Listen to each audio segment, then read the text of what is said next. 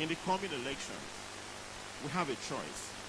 It is an opportunity to decide our future, especially as young people, and vote candidates that would fund the education system. And now, we have a choice also as young people. We could fold our arms and continue to watch the rotting system, but we can also take positive actions to make a difference.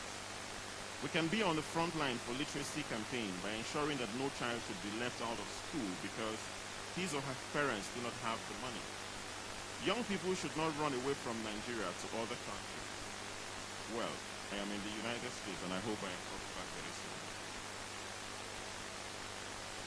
The task before all of us gathered here today is to make this country work. The future of this country is in our hands, especially as young people. I am today using this opportunity and this platform to appeal to the governments of my country, the federal government of Nigeria, and all the governments at all levels to ensure full implementation of the Child Rights Act by ensuring that no child is left out of the school. I can assure you that if we develop our education system, Nigeria has the abundant human resources to make this country great. With an improved education system, our young people can compete favorably anywhere in the world. We can meet with all the goals together. You can choose that future for Nigeria as young people. In the words of my beloved bishop, Professor Godfrey Ona, there is always company in misery. Nothing unites human beings like suffering. The present government has united us in suffering, and if you're still thinking about political parties or religion or ethnic group, it will shock you. That was what my bishop said some time ago. At this point, our call for action as Boys Champions is for political participation, especially for young people, to vote character and competence instead of party or tribal affiliation. United in suffering, it is time to send our bad leaders packing. We as responsible citizens need to rededicate ourselves to nation building. Those of us who believe that government should be a force for good should work harder than anyone. This is what the election comes down to. This is the choice we all make to raise our voices as young people. While we insist on personal responsibilities, we should also recognize individual initiatives. My fellow young people, you are the change. You are the future, and that future is today. That future is now. This is not a time to withdraw from our agitation for a better Nigeria. This is not a time also to fold our hands and watch our leaders continue to ruin our country and our future. No one puts his hands on the plow and turns back who is worthy of the kingdom. We must not look back at the empty promises of our bad leaders who have left us in the Lord for decades. Make your choice ahead. Together, we will move our country forward. To shape the future of our country and our continent is a task before all of us. We are all invited to join the crusade for a better Nigeria. We must not be silent in any season, but encourage other youths to form a formidable network to change the Nigerian story. And this is why this event is very important. At Boys Champions, we're changing narratives and we're also changing lives. I am so proud of what we have achieved together. As I stand here this morning, I've never been more hopeful about our work at Boys Champions as I am today. I understand that the challenges are many, but our faith remains really strong. I am hopeful because of you all. This is a very important announcement, and I would like to say it before all of us. I am excited about 10 of our young boys who will have an opportunity to go on an exchange program in the United States next year that will be fully funded by the Boys Champions and the AFS Intercultural Program in the U.S. 10 of our young boys who are part of our programs at Boys Champions. And this is the change that we're bringing. This is the intercultural experience that we want to bring into our country. I am hopeful because we have created a platform that will redirect our youth, increase their productivity, reinvigorate their entrepreneurial spirit. Through our organization, I have seen lots of youth creating opportunity within their communities and not anchoring their hopes on deadly trips through the deserts to Europe. Some Nigerians have distinguished themselves as role models by their integrity, character, sacrifice, and selfless services to the nation. We have also worked hard to identify these people who are leading in different areas of their lives, either in businesses, in leadership, public service, and even in their different communities. And we should all try to reward excellence, especially individual initiatives. So let me quickly congratulate Mr. Peter Obi, who is the winner of our Shaping the Future conference, for keeping the faith in Nigeria and for demonstrating the political will to address the challenges faced by this country. We also have the Helmut Schuster Leadership Award, which is dedicated to Dr. Helmut Schuster, who is the director and the founder of Evocla Energy in the UK. Through him, he has actually committed $10,000 to recognize one young person who is part of our project here in Nigeria.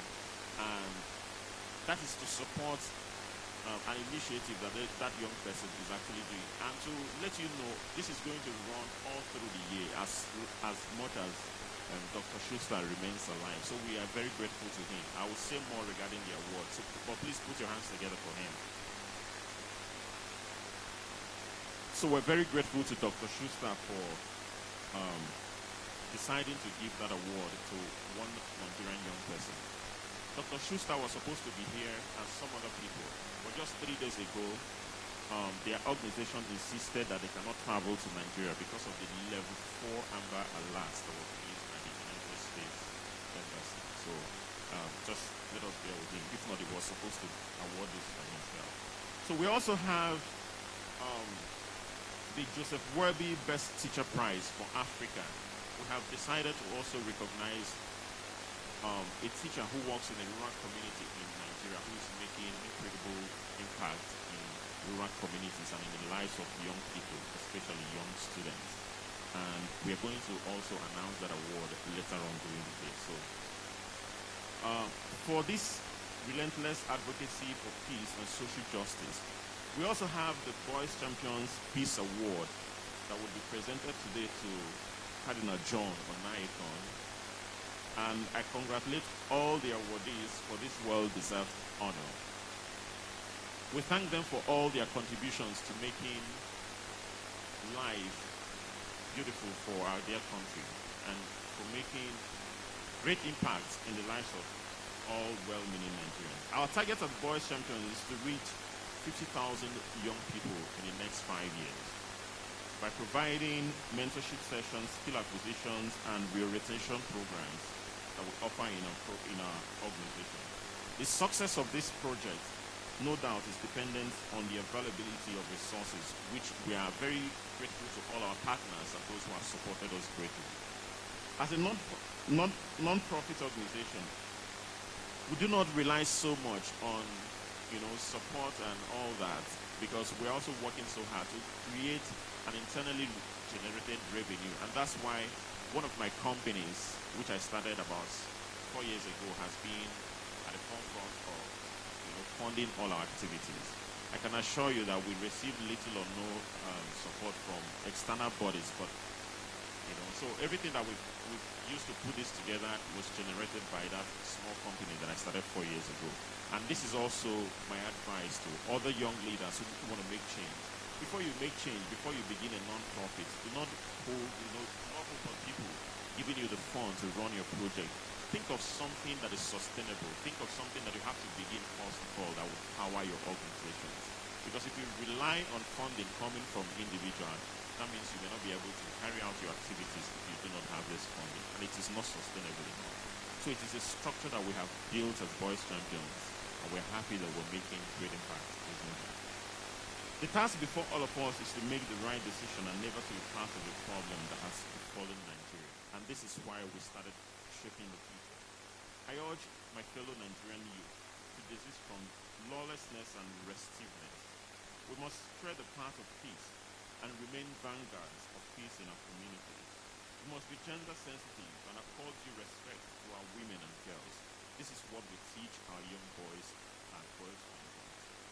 Hand in hand, we must end violence against women and girls. Hand in hand also, we will take the message of ending gender-based violence from neighbors to neighbors and from door to door. As the political activities gear up in Nigeria, we must get involved and work together for the rebirth of our fatherland. The journey may be quite long, but we must be ready to pay the price.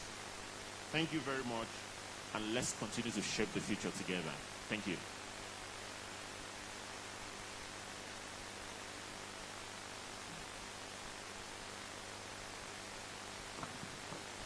Methinks he deserves another round of applause.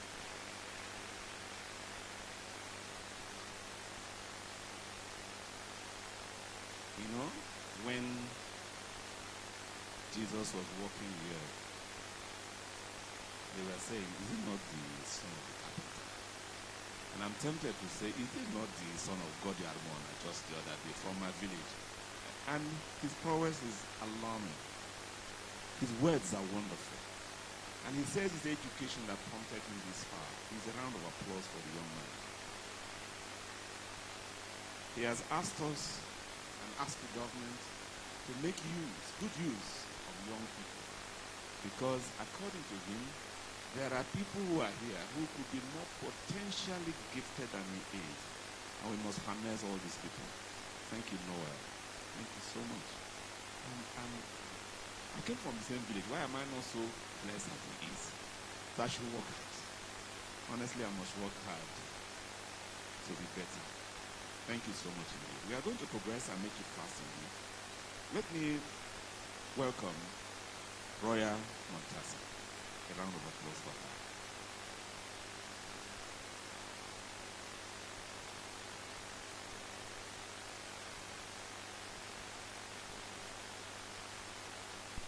Says that change will come when each one of us has the courage to question our fundamental beliefs and values. Am I right?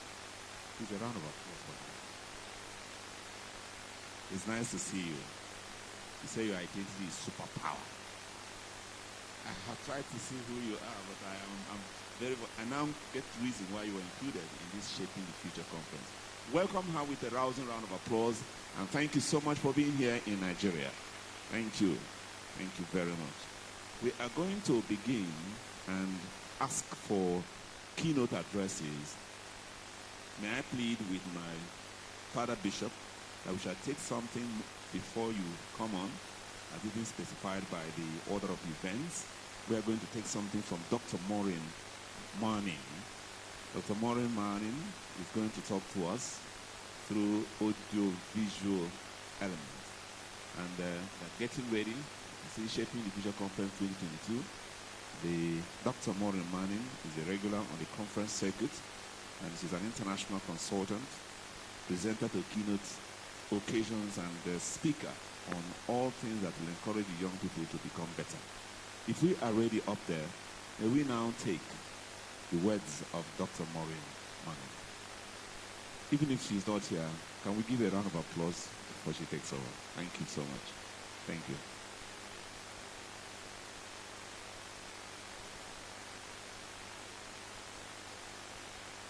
If they are not ready, then I will plead with my Father Bishop to begin this event. Okay, just suspend it and make sure you get ready immediately after. Let me request my Lord Bishop, Father Bishop, to take. Are you ready?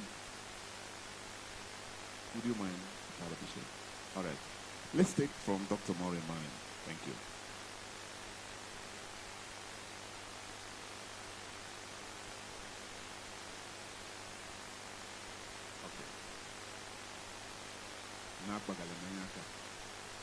Thank you.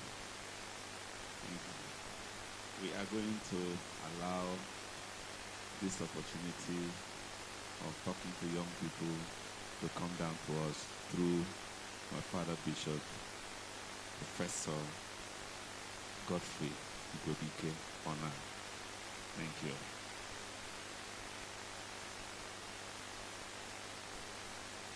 We don't speak in Latin, don't speak in German.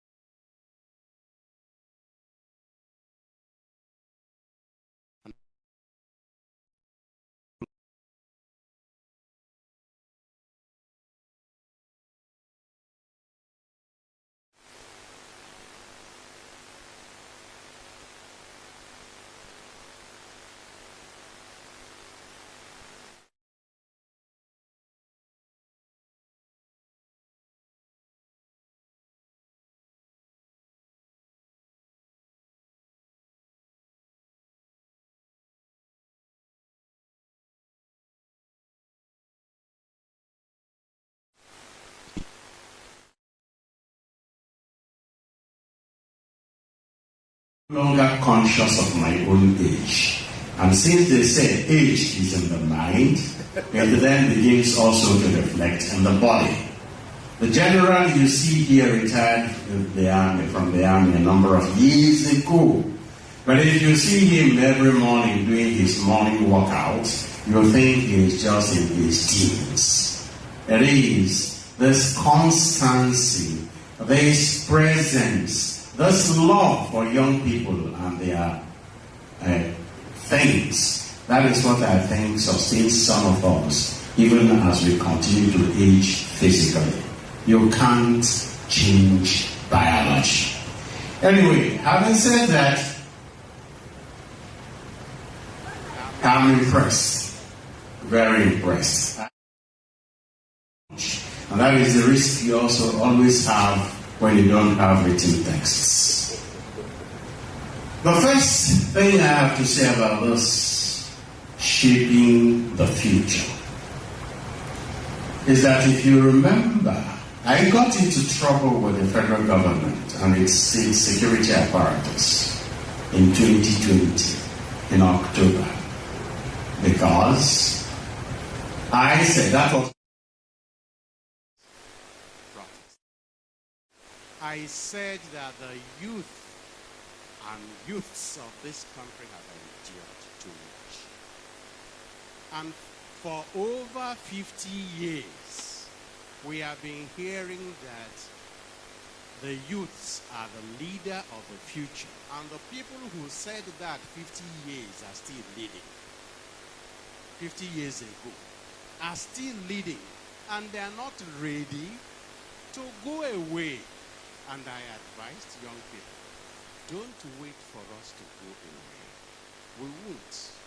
You have to find a way of showing us the door without violence. Anybody who knows me knows that I am allergic to violence, that I am open to change without violence.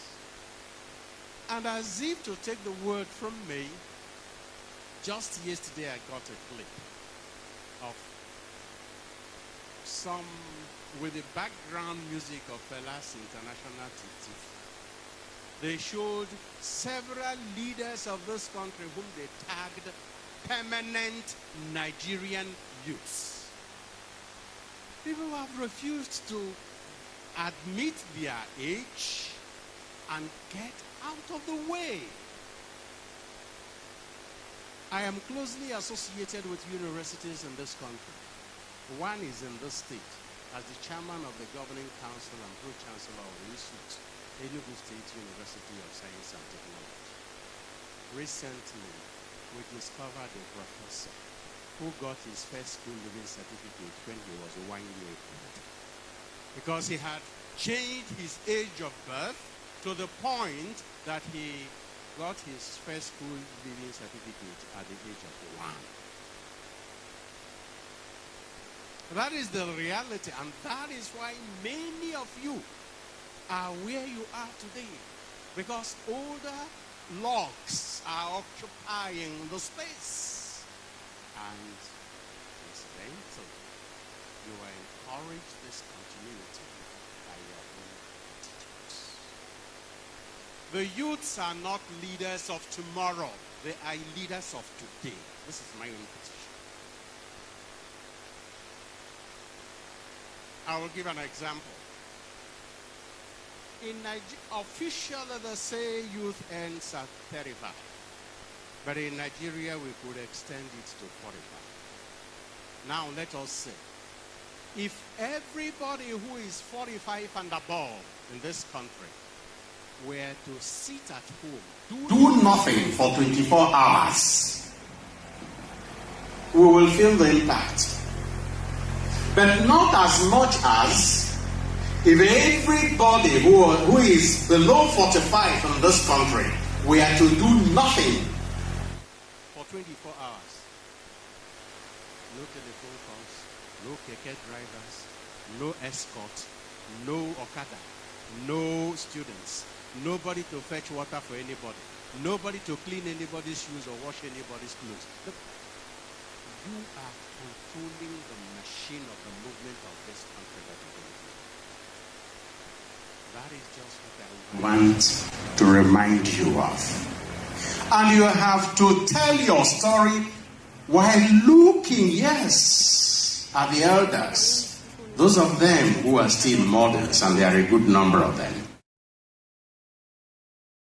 Beginning from you, there is nobody among those of us here, at least now, who got to where he is through connections or parental privilege. My father was a classroom teacher.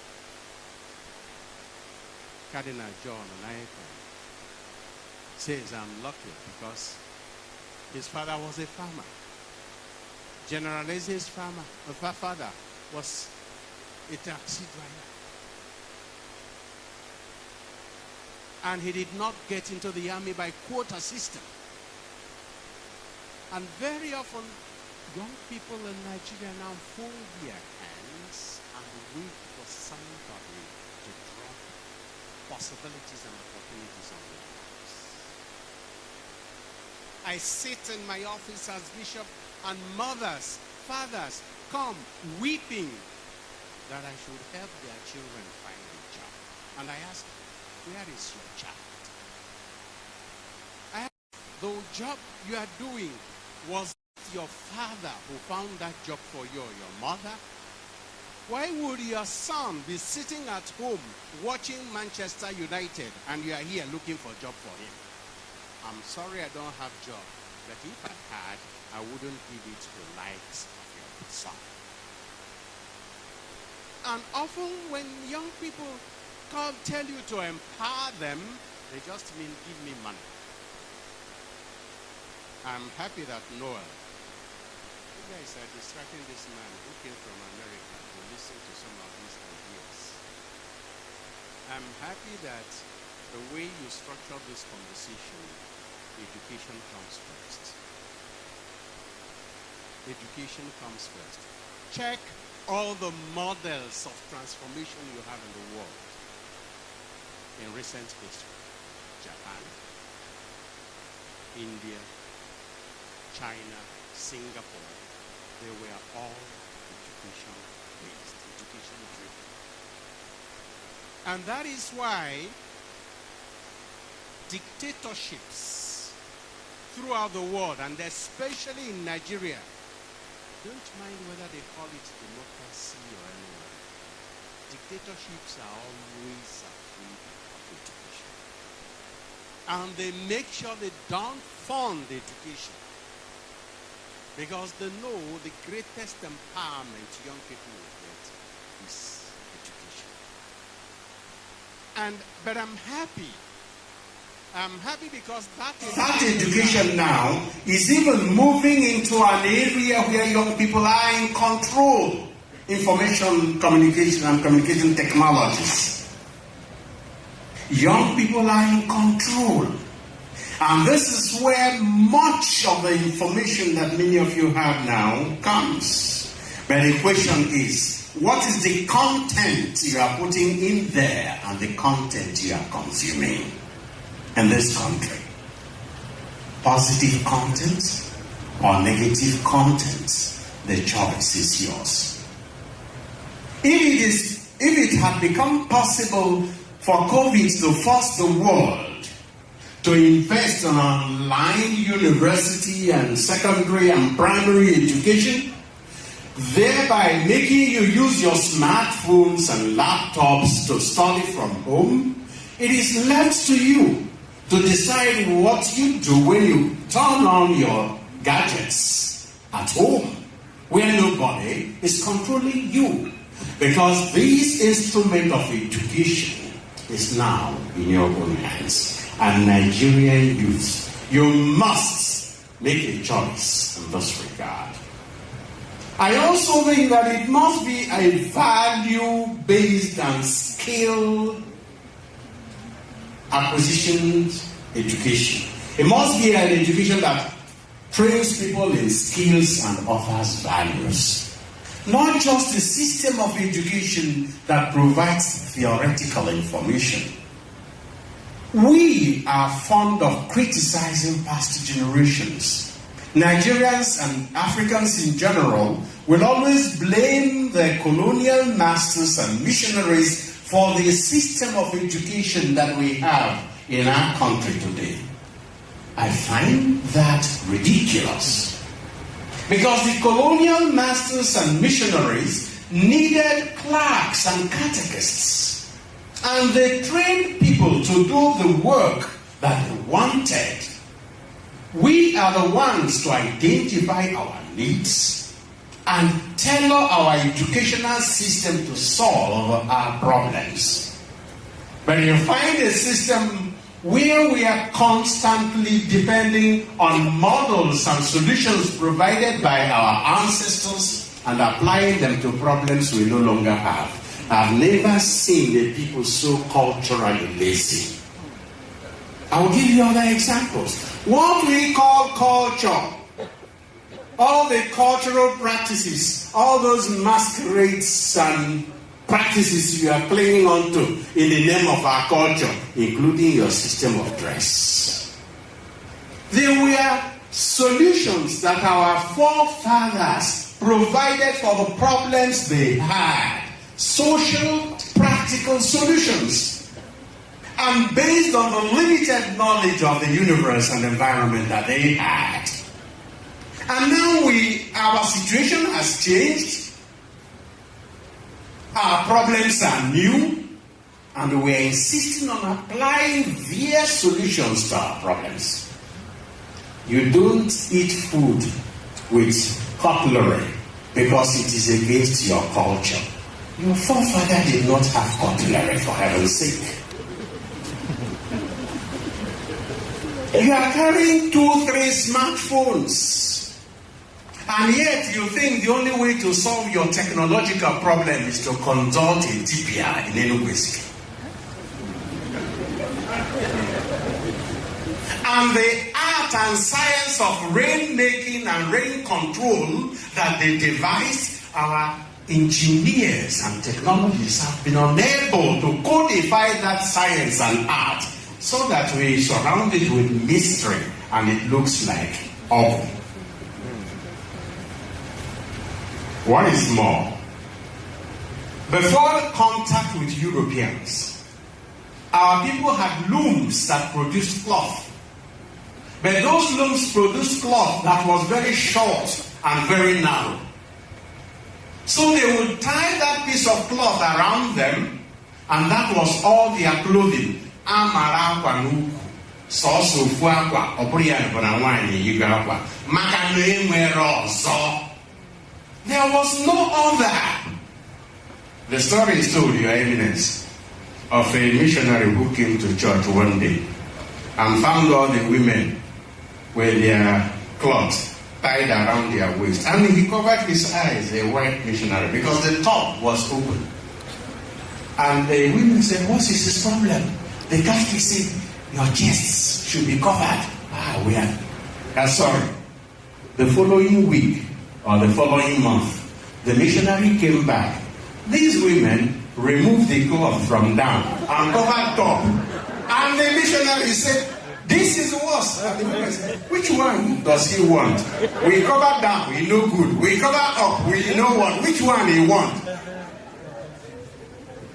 When you want to dress properly for your parties, for interviews, you wear Versace, you wear Dolce & Gabbana, you wear Giorgio Armani, you wear Lancome, you wear all those expensive designers, but when you want to show your culture as a Nigerian, you go back to one piece of cloth. Something is wrong with us. By the way, if you attend any meeting anywhere in the world, a gathering, my young lady, you're welcome. A gathering of women from all over the world, pull any of them by the hair, it will be natural, except Africans. African women have decided never to wear their natural hairs, beginning from some of these things that look like mount, till the Indian and Brazilian hairs that you spend money to buy. What is wrong with us? I say we are culturally lazy. Why can't young Nigerian girls design and develop systems of maintaining their hair that will make it admired throughout the world? This is where to begin.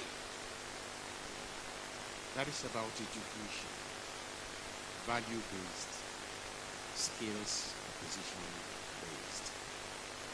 And please know that before formal education was introduced, education was transmission of knowledge from elders to the younger ones. But that was because older people had acquired experience, and there was no other way of acquiring such experience apart from age. Now our people have admitted the person who travels has more to tell than the person who is old. So new experiences and new exposure are empowering you to be sources and agents of education. I'm also happy because from that education, value-based education, you can talk of ethical leadership. Ethical leadership, leadership based on values and morals. Without that type of leadership, no matter how much you change governments, nothing will change. I'm happy also about the issue of equality. But I have a warning, and especially also to Noel, who is living outside our context. When you talk about equality between men,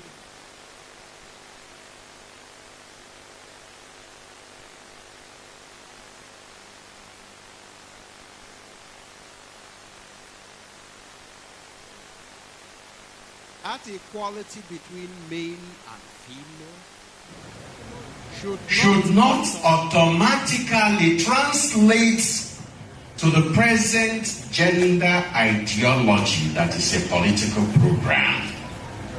Because, prove me wrong if I am, I have not discovered any African language that has the word for gender. But we have words for male and for female. So we have to be talking about equality between male and female, equality in dignity, equality in responsibility, and equal opportunities for all. Be careful when they are being deceived. Those who are giving you lessons about the equality of women are those who discriminate most. They are women in their own countries, beginning from the United States. It is not long ago since women were allowed to vote in many of these so-called developed countries. And up to now, in some countries I know, a male, European countries I mean, a male and a female will be doing the same job, and the man will be receiving better salary than the female, just because she is a woman. These are things you should contest. And looking at models of womanhood, glorious womanhood that we have all around the country, we have many people to imitate. I would, at this point, just wish you fruitful exchange, and I can't tell you how happy I am to have been a part of this engagement. I thank everybody who made it possible, and I encourage all young people to know that you are not just leaders of tomorrow, you are leaders of today. I will end on this note. I was in Italy recently.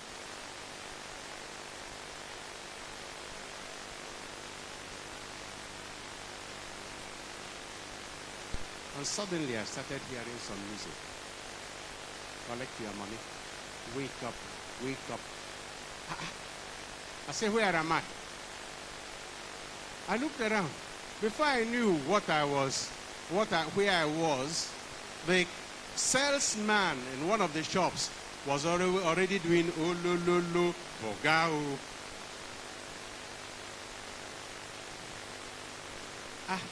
I said, is it how far it has gone? But immediately following that, you have, what is that again? I want to flex my love. I want to impress. I want to carry my love away to the place they love. I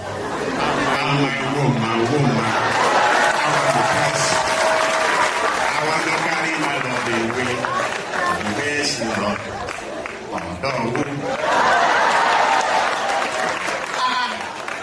I said, which one be on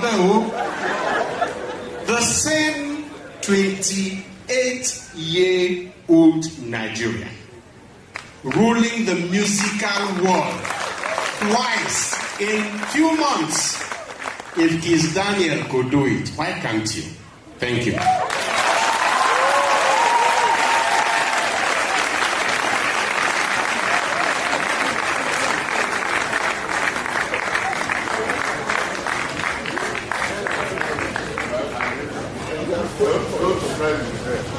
I don't know what to say.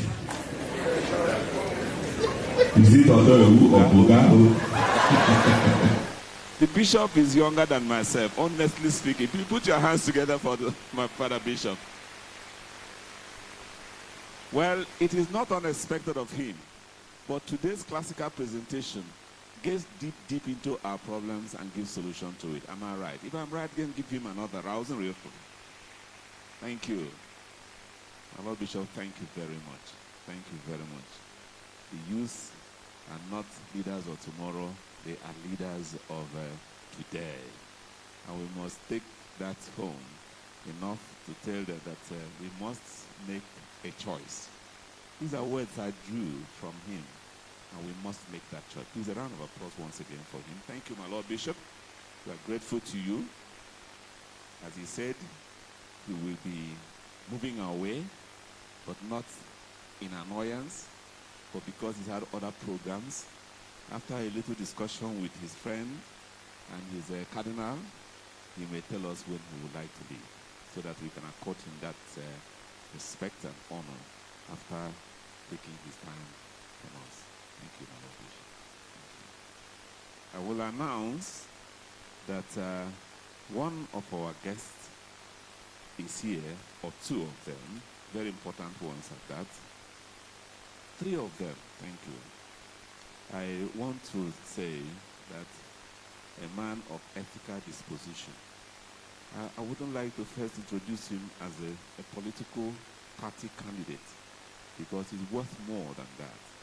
Ladies and gentlemen, I want to introduce the two-term federal minister in Nigeria, a former director general of Nigerian Economic Summit Group. I'm referring to Mr. Frank Nweke Jr.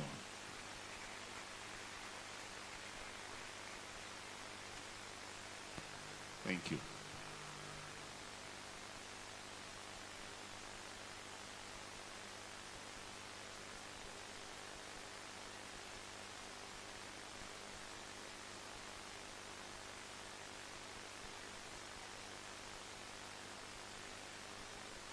Thank you. Frank, you're welcome. How is the campaign going?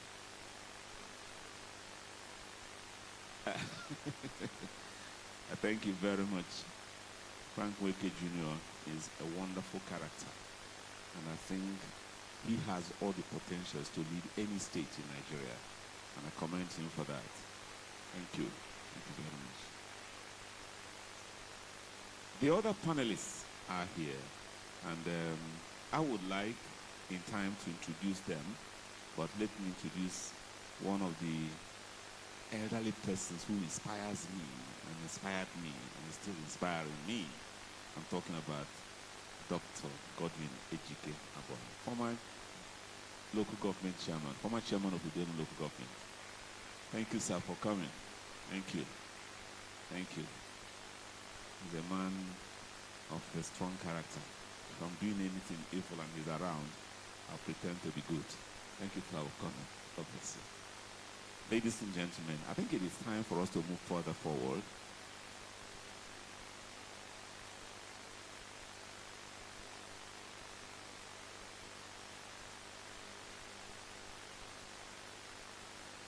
We are going to, I have been told that Dr. Maureen Manning is not immediately available, but we are going to the first session, plenary session, and that will be global education and the Nigerian struggle. We are going to keep to this for the 5 minutes, but if you permit me, I will want to first of all welcome the moderator. He's an on-air personality we know all around here, someone who is also very well known for his character and ability to deliver on radio. He's also a crusader on radio against violence, and I know him for that. We just know him as Uche Umar. Please give him a round of applause as he comes up as a moderator of this plenary session.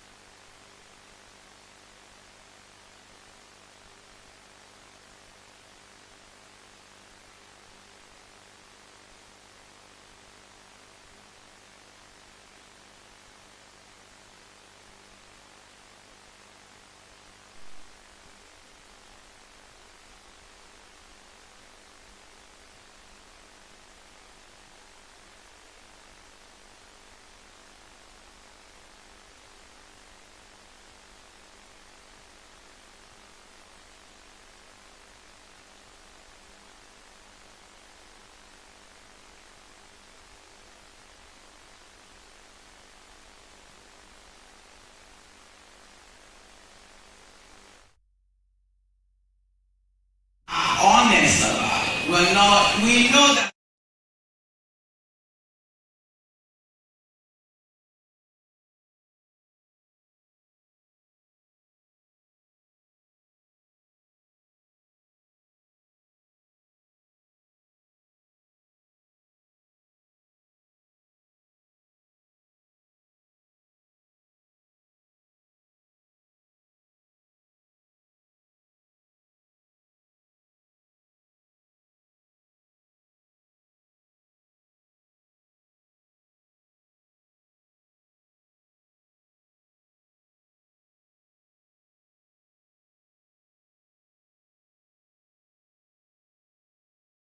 Who may just be feeling insecure and unsure.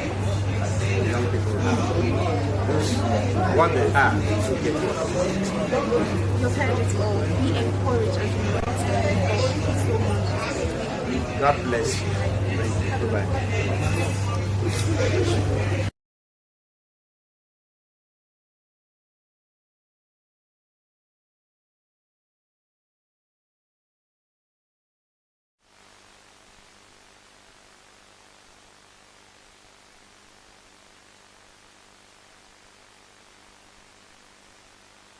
Reform our educational system. We have to employ the resources that we have, the skill sets that we have, and make sure that we have right people in the right place. That's another thing you can have. I'm not talking about the current administration. I'm not a politician. But in education, sometimes you also have people leading the segments that they don't have any business being in. They don't even know anything about. When you say we, who exactly do you mean? And how much can we do without the government? Well, the government we are part of the government. We get to choose who governs us. If you know that the government that you have right now is not there for your own best interest of your children and the family and the society, we can change that. That's the power of being in a democratic country. So we are all we. Yeah, we need to do more about that. I think we need to demand for the best educational facilities for our children. Go to our universities. Doesn't even look like a place that we educate people. Go to the schools. When I come home, I visit the schools in the villages and all that. I've gone to schools I'm from Enugu, Grute, so I've gone to schools there, and it's so embarrassing even to see where children are sitting in ordinary, piece of wood or plank that is sitting on the floor, and they're supposed to be learning. So all of us are the we, if I'm making any sense. All right, put your hands together for... Now, let me bring on Mr. Frank Nweke Jr. What will your opening statement sound like in relation to the topic? First of all, good morning, ladies and gentlemen.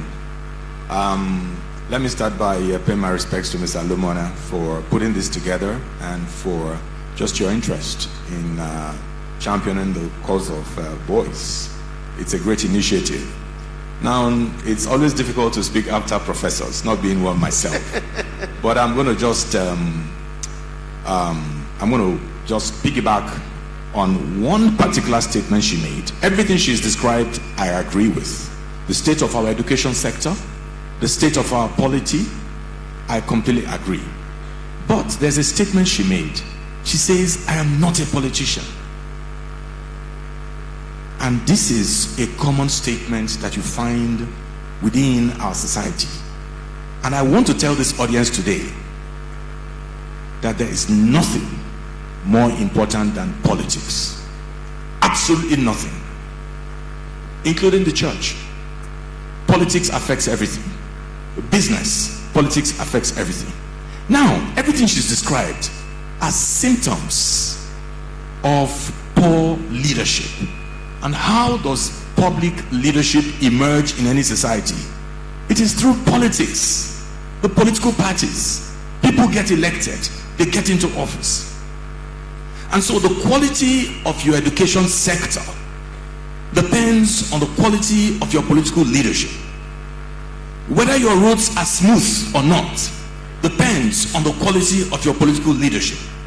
Whether your health centers work or not depends on the quality of your political leadership. Whether you are safe on the roads, in your homes, in your offices, depends on the quality of political leadership. That is really what it is. Everything you've described is symptomatic. Let us take the state in which we are today, Enugu State. In the last several months, in fact over the past 7 years, we've had incessant strikes by primary school teachers. And what has been at stake? What has been at stake is a demand by these group of teachers to be paid what you call the minimum wage. That minimum wage is 30,000 naira. And it was agreed across the federation about 5 years ago. And some states had been implementing this. Enugu State had been implementing, but not for all categories of workers. And of all the people that the government chose not to implement the minimum wage for, it was primary school teachers. And so the question is this: what does your failure or refusal to implement a policy of minimum wage for primary school teachers, what does that say about the mindset of that political leader or this political leadership? It just shows clearly that you do not understand that education is critical to development. That is what it says. And if I had to choose, for instance, amongst the 3 levels of education, if you absolutely force me or compel me to choose one, what do you think that choice would be, ladies and gentlemen? Primary school is what I will choose. That early childhood education is what I would choose, because that is the foundation for any kind of human capital development in any sensible part of the world, in any sensible state. So it's important, dear ma'am, please do not say that you're not a politician. We all participate in the political process in one way or the other. We all participate in some form of politics, whether it's in your school, whether it's amongst your church society, whether it's amongst your social club, or one thing or the other. Leaderships will emerge through processes that are agreed by a group of people. Now, a very important point that Madam made is this. Very, very important point she made about the issue of early childhood education. And I'm happy that you recognize the role of parents in early childhood education. Before that child enters a classroom, that child has started learning in his or her mother's womb. But like you identified, if this woman and this man, who are parents, do not even have the consciousness about their responsibility to their child, what kind of outcome would you expect? What kind of life do you think that child would have? There's no way that child will have a good life. And so for me, as governor, by God's grace, my greatest partners, my most important partners will be mothers. My most important partners will be fathers as well, but mothers more critically, because mothers are the ones through gestation who already form the first relationship with that child. Mothers through childbirth are the ones who then begin to nurture the first relationship. The child will call mama first. It is the mother that strives at all times to ensure that those children eat. In the last several days, I've spent time in the hinterlands, different parts of Enugu, and I met a child called Madabuchi, a little child. Madabuchi lives in an area of town, a massive slum, where Madabuchi at 3, his sister at 5, another one at 7, they have to cohabit with drug addicts, with some of the most violent human beings that God created. I went to Kanu West, somewhere in Apu, with different communities. I met Dabarejuku, an orphan. Dabarejuku is starving. I met Chinonso, a young girl. She's starving. What kind of learning can that child have? The schools are not even there. So for me, when you're talking about early childhood, the government has an important role to play. Hungry children cannot learn. And so for me, a school meal program is critical to learning for children. And it is going to be a cardinal program for my administration by God's special grace. There's no way. Just before I move over to The next person. Are you done with me? But I'm not done with you now. Almost. The other thing that Madam said, which I want to reinforce, is this. Again, teachers and teaching. Teachers and teaching. You know, I received a group of pensioners about, say, 2 months ago. And they came, said, please, sir, we want to talk to you. We'd like to know what you want to do about our pensions when you become governor. And these were elderly people. Elderly people. And I don't want to begin to describe the condition in which I saw these people. But there was a particular man that caught my attention amongst all the people. He was the eldest amongst them. And he was barely managing to walk. And what I'm about to share with you, I have on record. He said, I have told my children that under no circumstance should any of them become a teacher. And he spoke like that because he said, and he went on to say one of his greatest regrets was actually becoming a teacher. He said the humiliation he had suffered, the indignity he suffered. The question is this: if you do not pay the teachers well, if you do not honor them, if you do not show clearly that these are important members of society, you are endangering that profession, you are endangering the children, you are endangering our future. And last but not the least is this: teacher training as well. There's a lot of people, because of the high unemployment, who have taken to teaching not because they love to teach. Teaching is not something that you go into. At least you shouldn't go into it unless you have a passion for it. I love to teach, and that's why from time to time I'm guest lecturer at the Nigerian Institute for Policy and Strategic Studies. I'm a senior visiting fellow at the Lagos Business School. I'm also a senior visiting fellow at the School of Politics, Policies and Governance, because I love to teach. It's just a passion. But the teachers that are going to teach our children, let it not be that they strayed into this area. Let it be people who have the passion, and you must find them. And when you have found them, you must give them the right training, not just once, but on an ongoing basis, because no one can give what they do not have. So if we want to have children who are going to be smart and competitive and can compete globally, then we must have teachers who are smart, who can also compete globally. So this will be my initial comments. Thank you very much. Put your hands together, please. All right. I'll move over to you, Mr. Chikezirim Chimanwoke. Incidentally, you are at the University of Nigeria, so you've tasted both sides, and so you can talk about it confidently. So let's start with your opening statement, and then do a bit of comparative analysis of education right here and education abroad. Okay, thank you very much. I must start by saying that there's very, very little to say left after the two first excellent speakers. You still find something to say. But I would say that, or I would start with asking a question. Is education still the key? Many young people would disagree based on their experiences. And many young people in Nigeria especially. And when we were growing up, of course, our parents and the older generation taught us or socialized us to believe that education was the key to success. And of course, it was at their time when someone would finish school and a job was almost sure, right? But today, if education means, the basic education up to the university level, and we believe is the key, I don't think it corresponds with the reality of today. And what I would say is that one of the reasons is that young people's perspectives are not really incorporated into education design and development. Our society is changing in enormous ways. The aspirations of young people are changing too with it. And I'm sure that what you as a younger person wanted for your life might be a bit different from what people today want or what they dream about or their general aspirations.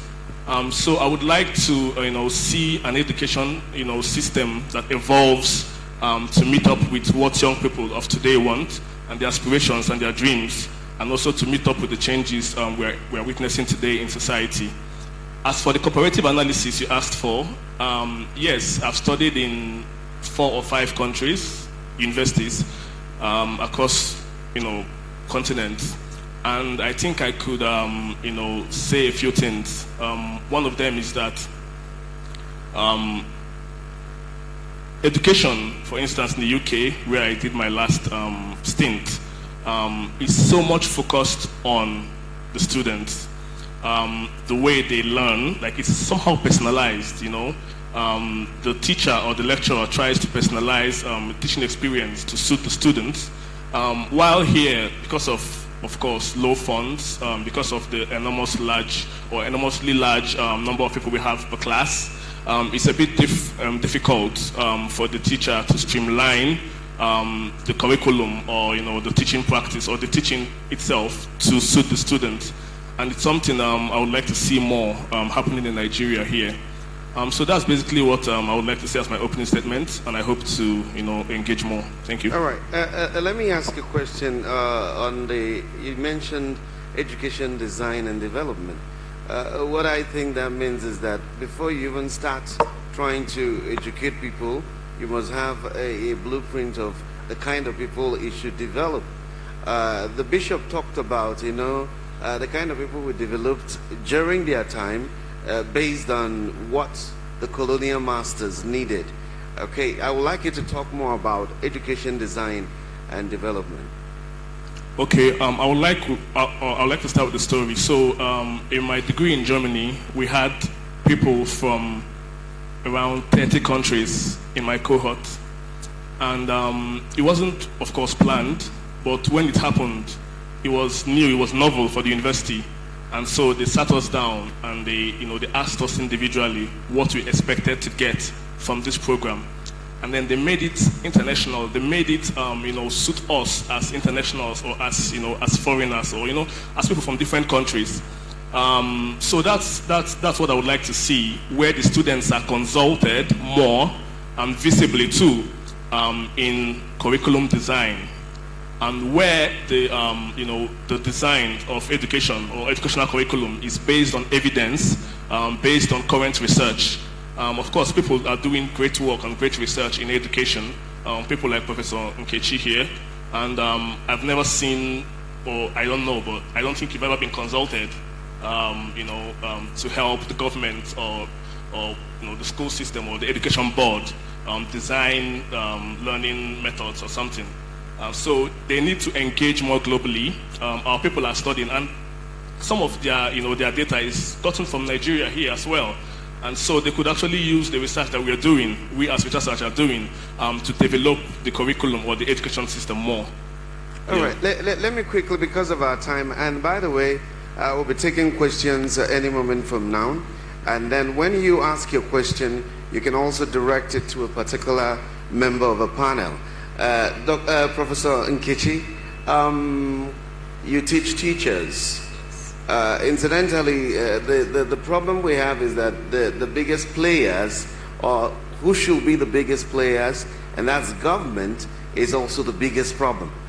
So how do we circumvent? Is there any way to circumvent government or to get them to do what needs to be done to catalyze education really in Nigeria? Sure. I wanted to maybe touch a little bit with what my brother was talking about. Go ahead. Yeah, okay. So I still stand my ground. I'm not a politician. Politics to me is, going into politics is like somebody going into medicine or going into law, or going into education. We all choose our path to make impact. Just because I'm not a politician by profession doesn't mean that I'm not making an impact. So my impact is more, how do I rally parents? I do a lot of parent education.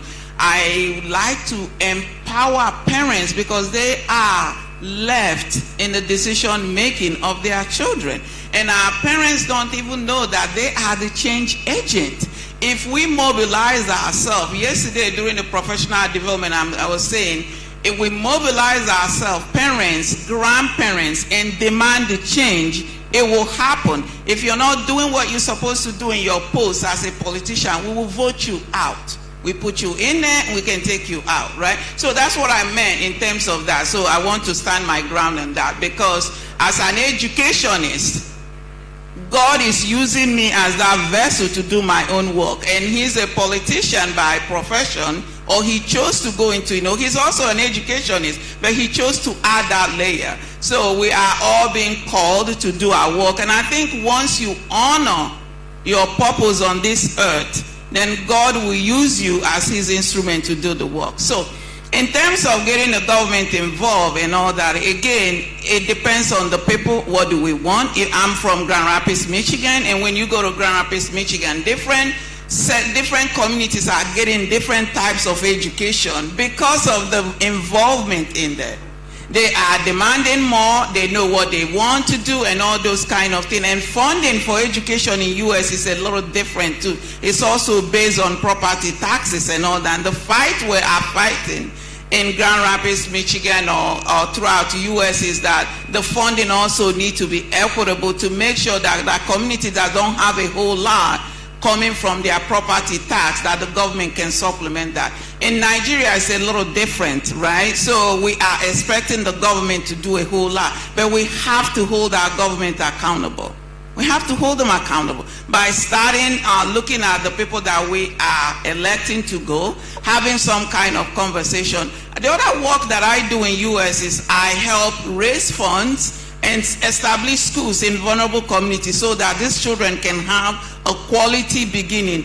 Early learning opportunities is critical, needed in any community that you go, and that's the way to set it. You can tell of a society by how they treat their young children, and Nigeria will get an F. I don't even know how we're going to look our maker in the eye by the way we treat our children. Our politicians, our leaders and all that flying their children overseas to get education, and they know that the education they're leaving behind is not even good for their own kids. So why don't we start with that? So getting the government, again, we have to make sure that we're electing the ones that is going to do the work.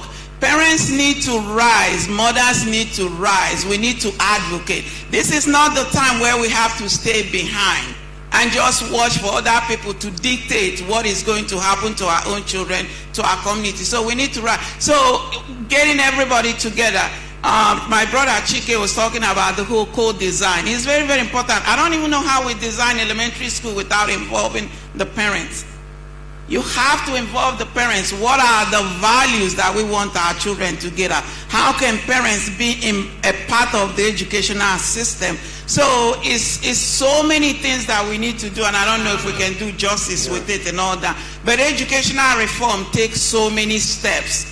And the one prescription, if I'm allowed to say that in Nigeria, is that we have to totally reform our educational system, from early childhood education, looking at the pipeline, to the hands-off. And when I talk about early childhood education, I'm talking about children from birth to 8 years of age. That's the standard of early childhood education. So if the kids are not ready by age 5, we have to do something to make sure they're ready to get into K-12 education, or in this case, elementary school, and then GS, primary, and then the SGS, and then SS, and all the different layers, the different hands-off need to be strengthened.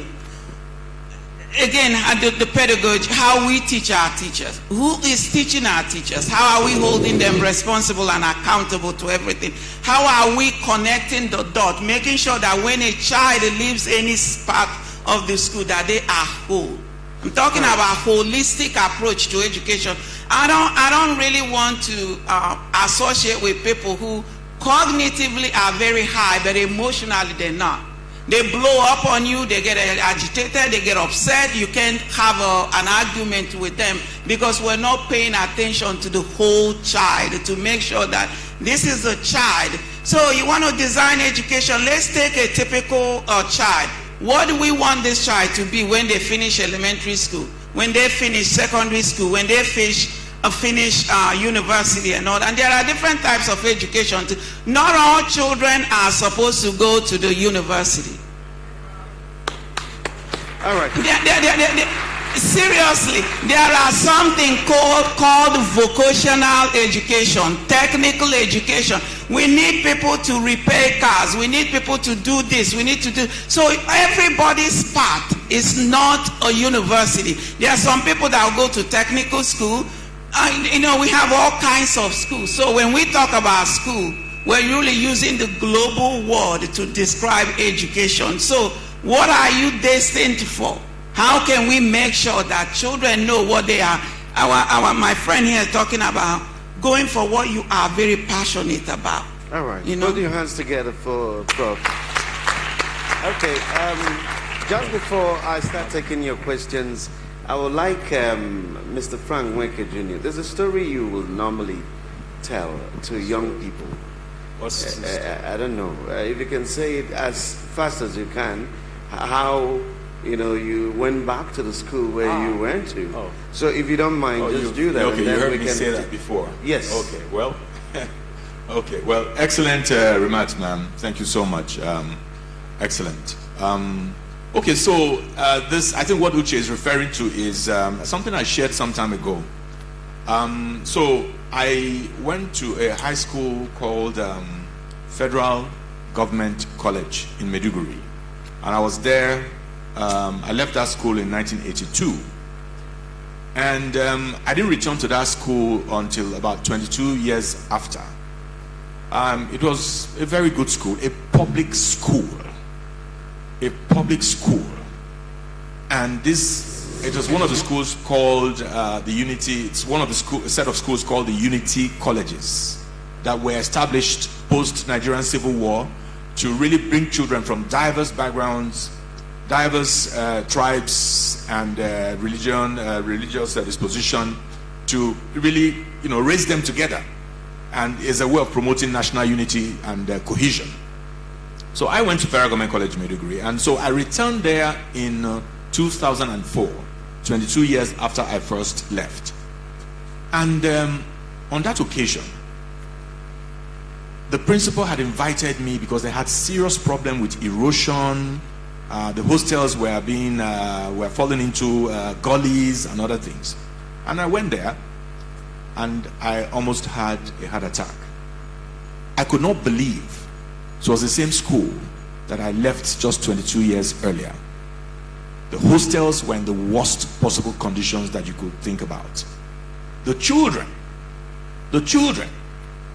had started raping, the boys had started raping, the boys had started forming cult gangs. They had started selling their beds, door frames, window frames were being sold in the same school by children of similar age as when I was there. And this really, really broke me, just really, really devastated me. Okay? And that is the story that he's talking about.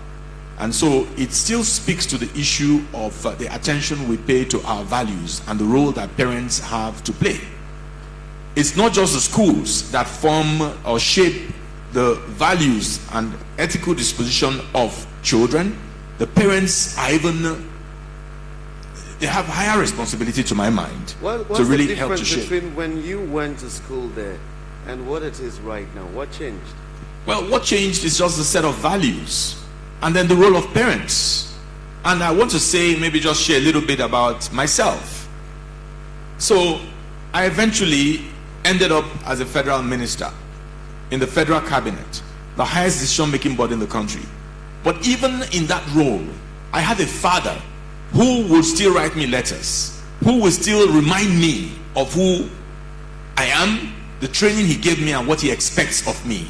He will constantly remind me, I don't want to hear your name associated with any kind of malfeasance. I don't want to hear your name associated with any kind of graft.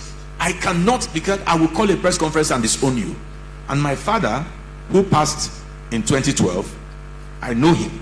If any such thing had happened, my father would have called a press conference to say, I do not know this fellow. So for me, parents must be parents. Parents must do what parents are supposed to do, which is to nurture, which is to teach, which is to encourage, to monitor. And so at my age at that time, my father was still writing me letters, reminding me constantly. So our society has not always been the way it is today. It's not always been focused on just money. It's not always been focused on just what you are, what car you ride, what clothes you wear.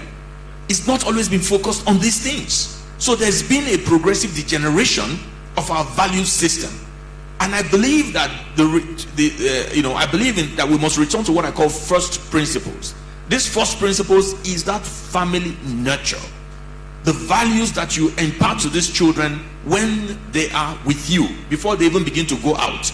And the accountability to which you hold them, even when, I remember even growing up in primary school, when I have come back with the wrong shoes, my mother will follow me to school the next morning to say, no, please, this is not his own shoe. Who took his own shoe? Take your shoe back and give us our own shoe. She was the one that, no, this ruler you went with, this is not your own. Your name is on your own, please. All those things, they were that attentive to what was going on. Today, the difference is that you have fathers or mothers who will say to you, how did your mate make it? These are the kinds of things you hear parents saying to you. All right, so we must go back to first principles. Those are my thoughts. Thank you. Because of time, we need to start taking questions, but I already have one here.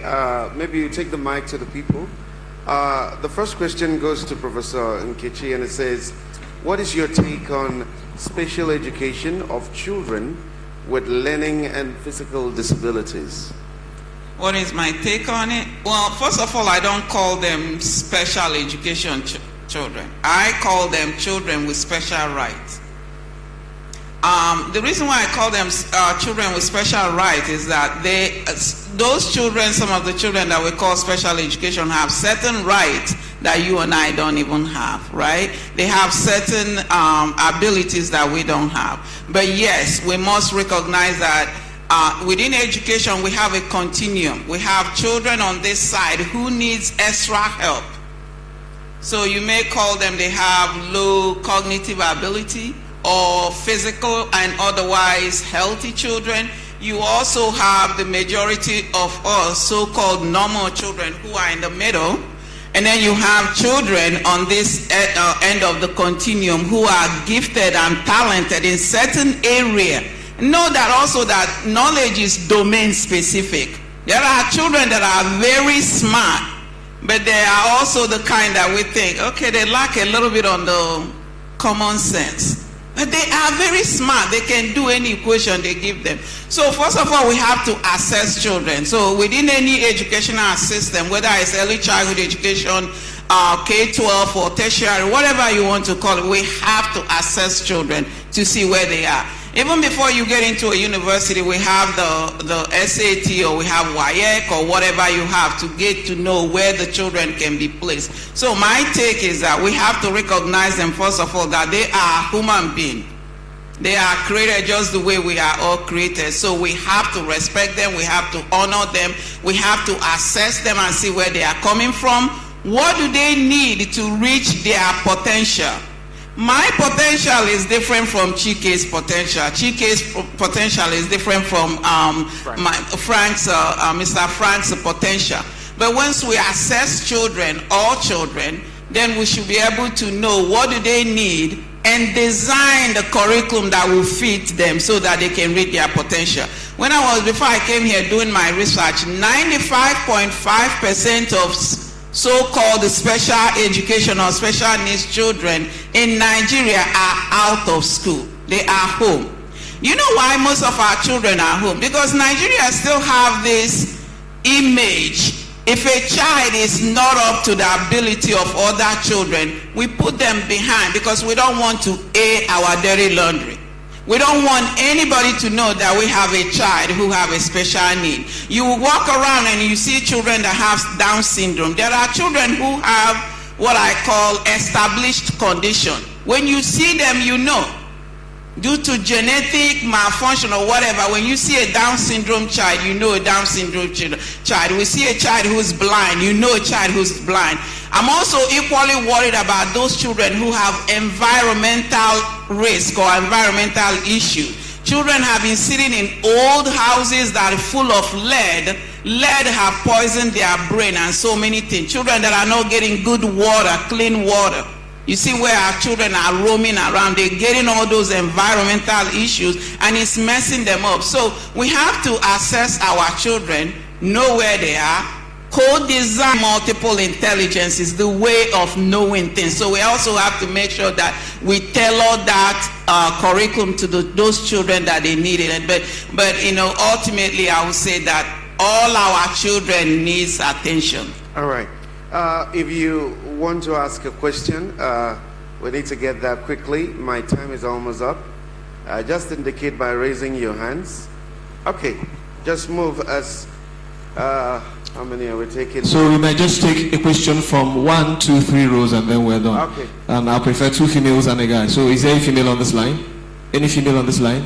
So I'll take from a guy and then we move to the other side. Okay, good afternoon, everyone.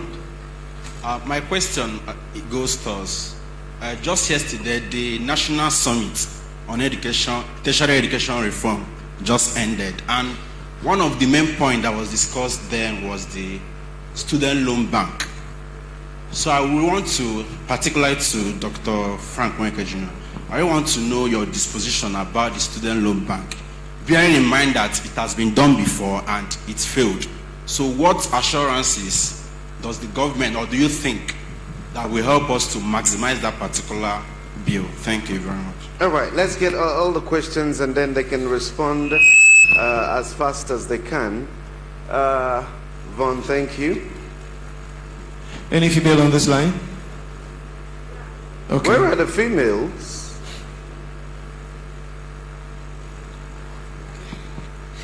Okay, good morning all. I am Zanike Juliet. Okay, my question goes to Professor Nkechi. How can I, as a parent, discover my child's God-given talent? Like, how do I align him or her to that very thing she's ought to do or to be in life? Thank you. Beautiful question.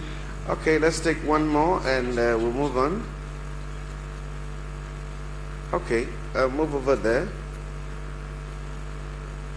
Sorry, we can't take as many questions as we're supposed to. My name is Franklin. My question goes like this. They say education is the critical thing every society. Is there a particular person you're asking? Yes, okay. Or let me say to all of them there. Okay, we'll give it to you. So so get ready to answer they that. Say education is the critical thing every society needs. Then, using Nigeria as an example, every 2 months, Nigeria produces over 2 million graduates, couples that pass out. Then where will all these people work? Where there is no employment. Then what is the success now, the essence of the education? Thank you. All right, Mr. Frank, you might want to start. Okay, well, first of all, thank you. Excellent question on the student loan bank.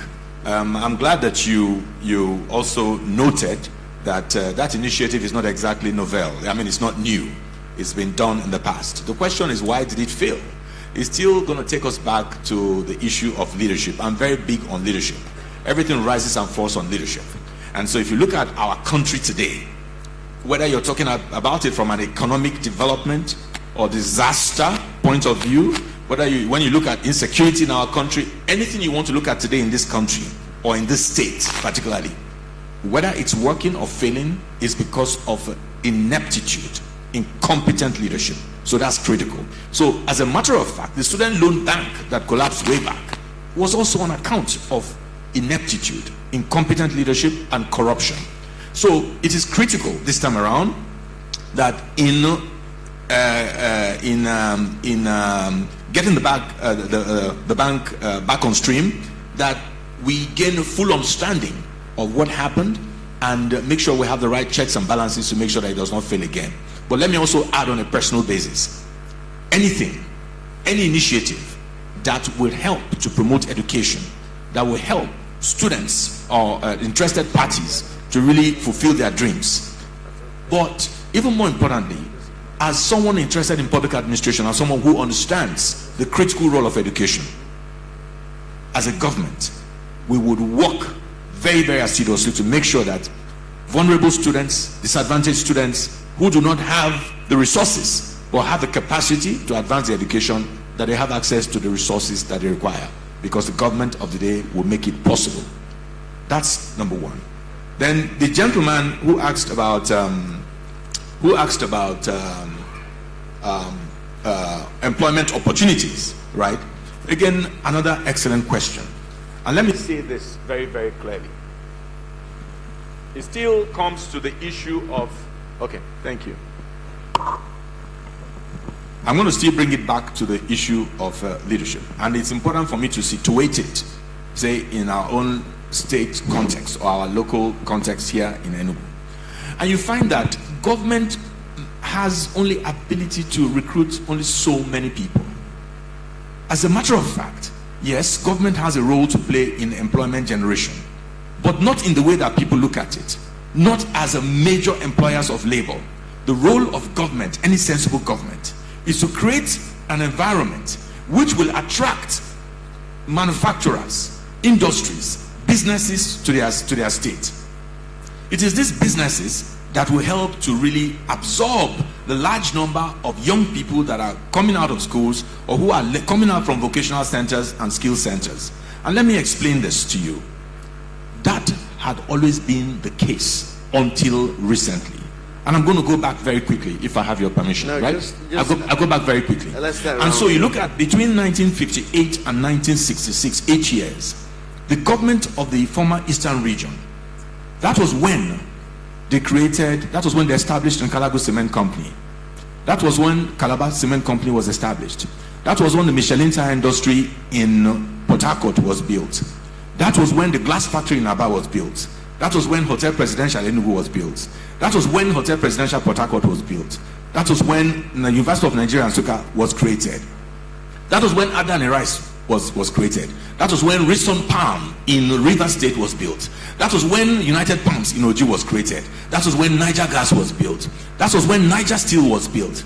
That was when, I can go on and on and on, because they understood the critical importance of job creation. They were clear that they needed to actually provide employment opportunities whilst industrializing the region for young people. After that, you look at the former governor Jim Ifeanyi Nwobodo. Within a space of 4 years as well, Nike Lake was built. The Anambra Vegetable Oil Company was built. That was when you had the Greater Enugu Water Works built. As you had the Greater Abakaliki Water Works. That was when you had Asutech, as it then was built. The current Esut was built. That was when you had Premier Breweries established in Onitsha at the time. So many industries. That was when Transekulu was established. All of these initiatives would catalyze jobs, would create jobs. All right? So it is not so much government employing people, it is government putting in place the right policies, the right regulation, the right incentives for people to find their states attractive. Thank you. That is really what it should be. Thank you. Okay. Let's get your reaction to the question. I'm marveled and fascinated by all you have in your head, Mr. Fakweke. You could go on and on and on. Thank you. And thank you so much for giving us that compelling response. My research is focused on youth empowerment.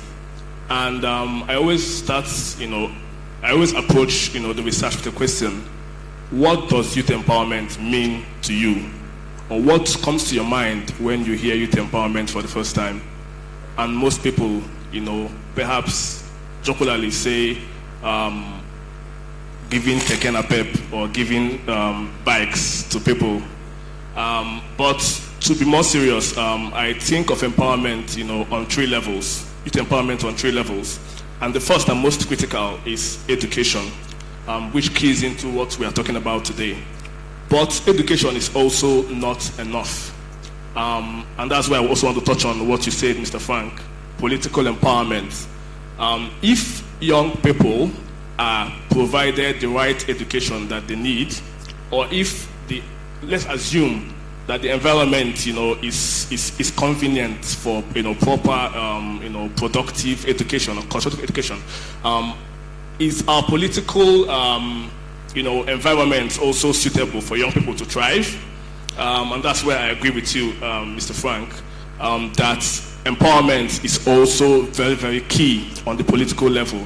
And I'm very, very impressed with young people like me in Nigeria who are beginning to wake up politically and be more engaged and involved and interested in politics. I could see it on Twitter every day that I log in, and I could go on and on.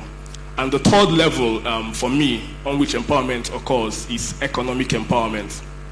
But you cannot, of course, talk about economic empowerment without first of all arresting the first 2 points or the first 2 levels I talked about, education and politics. So yes, just to attend to your question further, without approaching empowerment properly, if we just focus on education, without focusing on politics, without focusing on how to perhaps change the orientation of young people, to key into opportunities. We should not wait for the government, of course, to provide all the jobs, and of course they even cannot do it. But we can, of course, look at the trends and create opportunities for ourselves or key into opportunities. But to go back, all this cannot work without the first 2 levels I mentioned. So that's the contribution I want to make here. Thank you. Quickly, let's get Professor Nkechi, and that will be the end. No, we're coming to an end. We're coming to an end. Oh, sorry. I love my question. My question is about how do you, as a parent, help your child to reach their God-given potential? Well, number one, I'm a mother of 5, so I'm speaking from experience. You have to let your children know who they are. You have to let them know who they are, know where they're going, know who they are hanging out with, engage them in everything that you're doing at home, use ordinary moments and daily routine to help raise your children. You don't have to have a PhD in child development. You don't have to have a BA in education to know that your children need to be involved. Use whatever you're doing, you're cooking, you're cleaning, to help them, right? So I know being in US, I didn't have a nanny, I didn't have my mom, nobody to help me. Every Friday we clean house. I put my music, whether they like it or not, we're going to dance to my music. We're going to clean, we're going to cook. You do time management. We set up what we need for the whole week. I don't like my children to cry in the morning because they didn't find the second shoe or the socks didn't match. We line everything up so that, because when they cry, the whole day just mess up for them. If you look at them, they're going to get upset with you because you look at them. And as a mother, my heart is not in one place because I'm going to work thinking about what we could have done. Honestly, we set up our clothes Monday, Tuesday, Wednesday, Thursday, Friday. Which shoe? We put it on there with the socks and all those kind of things. Once you have an organized, disciplined house, things will work out a little better. I spoke life into my children. I remember one day my daughter, she's a lawyer now, she was 4 years old. She said, "Mommy, I'm going to be a lawyer when I grow up." I said, "You are?" I said, "Starting from today, you have to act like a lawyer. So show me how lawyers work. Show me how lawyers talk." And then the other one came in and said, "I want to be a medical doctor." I said, "Okay." We went to a garage sale. In America, we have garage sale, like a thrift, like you call, like you buy used things. We bought it. My husband and I, we bought an old stethoscope, and she wore that around in the house, measuring everybody. Speaking life to your child. Show me how the lawyers work. How do they carry themselves and all that? They have it in their mind and build it in there. And then the other one say, "I don't want to be a doctor. I don't want to be a lawyer." I say, "What do you want to be?" "I want to be an artist." "Okay, you're going to be an artist. You draw. Anything you want us to buy for you, you have to draw it. We take it to the store. If it comes closer to what you drew, we'll buy for you." So the point I'm making is that not everybody is going to use this schedule or the way to do that. But I know that I needed to be disciplined with my children. We have a curfew. I got called to the principal's office because my children told the principal that I don't let them say our past time because I'm from a different culture, so I don't understand. So I went to the principal's office and I said, well, you know, I'm going to parent them the way my parents parented me. And Americans, you guys are crazy. I don't want anybody to kill my children, because if you got them outside, then somebody's going to say, what happened? Where is the parent? So have a disciplined life. Make sure you know where your children are. Who are they hanging out? What you pour in is what you're going to get. Right. And don't let the teachers tell you otherwise. You go find out how your children are acting in a class. You work with the teacher, not to disrespect them or, you know, embarrass them, but work with them to raise the child that you want to see. Now, I'm not saying that all my kids are perfect, but every day I say that they're perfect and they're awesome, because the more you say that, the more they will appreciate that, because that's how you see them. Thank you, Chikezirim, Chima Nwoke. Thank you, Professor Nkechi. And thank you, phenomenal Mr. Frank Nwoke Jr. It's been nice doing this. And thank you, Boys Champion. Thank you very much.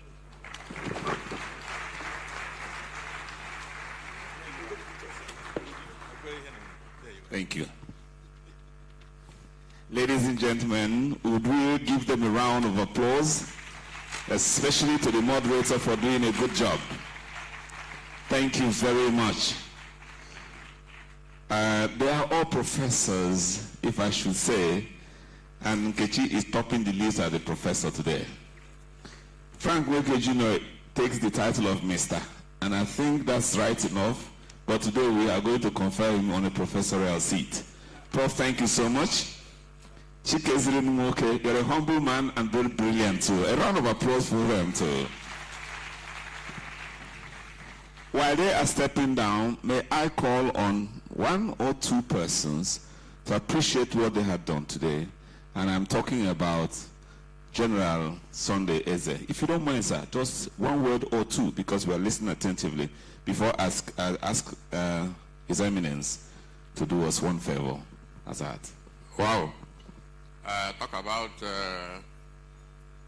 unscripted jobs. I was not warned beforehand that I would do this job, but it's an easy one because all of us have seen what they did. The only other thing that I wanted to ask, if I was given the opportunity, which I have now, is we have to look at the macroeconomic policy of government at the federal level, and then we have to look at globalization and the advantage of scale in setting up industries and in factories. I'm talking about it because you see the effect of globalization on industries that are set up even in advanced countries. You know, when Trump was there, he was placing so much tariffs on Chinese imports because he said that it was killing aspects of the American industry, right? So the first thing that we need to do, or one of the things that I think we need to pay attention to, is the quality of our governance at federal level. I'm saying this because of the persons who are asking about where they are going to get employment. So it is a holistic thing. I thank the panelists for the fantastic job that they have done, as I have been asked to do. Thank you very much. Please, a round of applause for him. Thank you. We are going to move fast and forward, and I would like to invite Mr. Von Nwadukwe to make an announcement. If he is readily available, he can do that now. But if he is not round, we'll be... Okay, he's there. Von, please make the announcement. Thank you. Hello, guys. Hi, guys. Are we having fun? Are we enjoying this conference? Please put your hands together again for the convener and for yourselves. You're an amazing audience. You're an amazing audience. So, just in case you took pictures before you came in here, that's outside of the red carpet or at the green turf over there. We'd love it if you post it online. We will appreciate that. Twitter, Facebook, Instagram. please use the hashtag Shaping the Future. Hashtag Shaping the Future or hashtag STF 2022. Hashtag STF 2022. We're also streaming this event live on all platforms, Instagram, Twitter, as well as on Facebook. So you can follow Boys Champion, or you can also follow Shaping the Future. And this is being streamed live. Share the live streams so that your friends and others who are not here can participate and also enjoy what you are enjoying here. Thank you very much. Thank you very much, Vaughan. Your Eminence, ladies and gentlemen, we are going to have is a very fine young gentleman. I'll allow him to introduce himself. Good afternoon, please. Introduce yourself. Chike Nwoke. I'm a PhD student at Carleton University in Canada, and I'm also a research consultant for a couple of NGOs in Nigeria and in the diaspora as well. All right, that's very nice. Okay, we saw you giving a little bit of talk in there. So could you tell us how the event has been so far and impacted you? Yes, I'm very happy to be here. The event was excellently organized, and we have key speakers who have come from different parts of the world to speak about issues that are very, pertinent to young people. And we only thrive to survive here on the streets. Education is key, but what good a key where there are no doors for the poor? We dream dreams because dreams are free, but reality has a fee. You need teachers, you need books, you need to cook ideas that are off the hook. You need an unbreakable mindset that screams, I can. You need a plan and discipline, tough enough to withstand the wind that comes with the desire to win. On the streets, you need uniforms. You need to fit in to be seen. You need thick skin, tough enough to block even bullets or the pointless scorn on your neighbor's green each time you dare to try to fly without wings. Again and again till you break down with realization that no amount of motivation can ever equal education. For what good a fertile ground where there are no seeds to sow? And what good a seed if it never grows? That was to get your attention.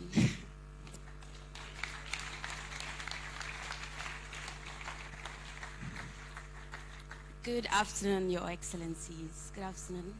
I am honored to be in your midst today. Thank you so much for this platform. Thank you, Boys Champion, for this. So the title of my spoken word proper is The Devil. And I wrote a lot of spoken word pieces that touches the sexual gender-based violence theme. But why I picked this one in particular is because this particular spoken word exposes the identity of the people or the perpetrators of sexual gender-based violence. And also, it goes like by extension. Right now, sir, it is very, very lovely to have you in our midst today. Could you please tell us how you feel so far? I feel great. I mean, when I was first invited here, I honestly didn't know what to expect. I'd heard a lot about the promoter or the anchor or the coordinator, Mr. Fani Alumona, and I'd read up about him. Very impressive resume, very impressive initiative. But when I was coming here, I didn't really know what to expect, given my previous experiences with people and events in Enugu. But I want to say that it's probably one of the a young person, excellent, world class. So I feel good. Home into a forest, home down the Sambisa of silent shame, wailing winds and thorns. And our lives as growing thorns are torn. I know the devil like I know the taste of my own tears and the contouring of mother's fears. The devil likes to drink, he likes to talk. The devil is charming, evident from the manner of his walk. He likes to see mother sulk and he hates it when she talks. The devil spends most of his night out, and on night he's not out, he spends sipping coffee and staring at the TV screen. He likes the house clean, and he seems to like the sound of mother screams, and his favorite color is green. But he likes his suit black, and he likes his coffee black, and he seems to like the sound of his belt on mother's back. He said he loves mother, and she says it back, but he takes it back when he smacks and hits the mistress from the back. I'm the devil's mistress. He calls me his little princess. He likes the sound of his knuckle dig deep into mother's flesh. He likes the tangle of his flesh on my flesh. The devil wears a bowler hat. A man of class, the devil is the working class. He provides. When I hit his whip, he uses his fist, he improvised. The devil is a man of principle. He never spares the word, a man of his word. The devil is a Christian. He goes to church. And under his right arm, he carries his Bible tight. And he always pays his tithe. The devil is respected. The devil wears the marks of my hero. The devil was my hero. The devil is my stepfather. Which is why I've come to tell on the devil today. That the devil is the biggest coward I know. That hides his wedding ring. Still lies and hides to defile me. And when I threatened to tell, he threatened to kill me. See, the devil eats my mother's flesh for dinner. Drinks her blood after dinner. I watch her fade away. By the day, she grows thin and thinner. So I told on the devil is mad. The devil is furious. Business in the world. And what do I mean by this? It is through politics that public leadership emerges. And it is the quality of political leadership that emerges from your politics that determines whether you're in school or not, that determines whether you have hostels or not, that determines whether your teachers are on strike or not, that determines whether you're kidnapped or not kidnapped, that determines the cost of food in the market, that determines whether you achieve your purpose in life or not. So in this political season, I want our young people to please rise up to the occasion. Make sure that you have a card, a permanent voter's card, PVC. Make sure that you vote. Women and respect them. So I wanted to just do these two pieces and go, but let's shake this hall a little bit. Shaping the future. I want to leave something before I leave. So this is my final piece. This society gives my body a cause for debate. Makes my body a walking reminder of my place in this society. See, this society has turned my body into a house of limitations. Into a house where all my dreams and aspirations are reduced to age, to class, black, woman, religion, cripple, sickle, too fat, too thin, too poor to dream, too irrelevant to be seen. And not even enough thick skin could prepare me for this. See, this is how society reduces me, reduces you, breaks you into bits of indecision. But right here on this crossroad of decision, follow your intuition. Do not despair, do not fear, to do what is right. Do not lose sight of the bigger picture. For these dreams you nurture are not of today, but that of the future. So teach your legs to walk out from conversation that threatens your conviction. Teach your hands to pull out from societal limitation that dares of futuristic inclination. Teach your mouth to speak up, speak out, rebuke doubt, rebuke reasons why your dreams could go south. Teach your eyes to stay fixated on the goal. Teach your mind to focus as you go. Say dreams needs no permission from neither race, religion, height, nor size to decide its medium of coming. So when next society gives your body a cause for debate, teach your body to give it back. Thank you.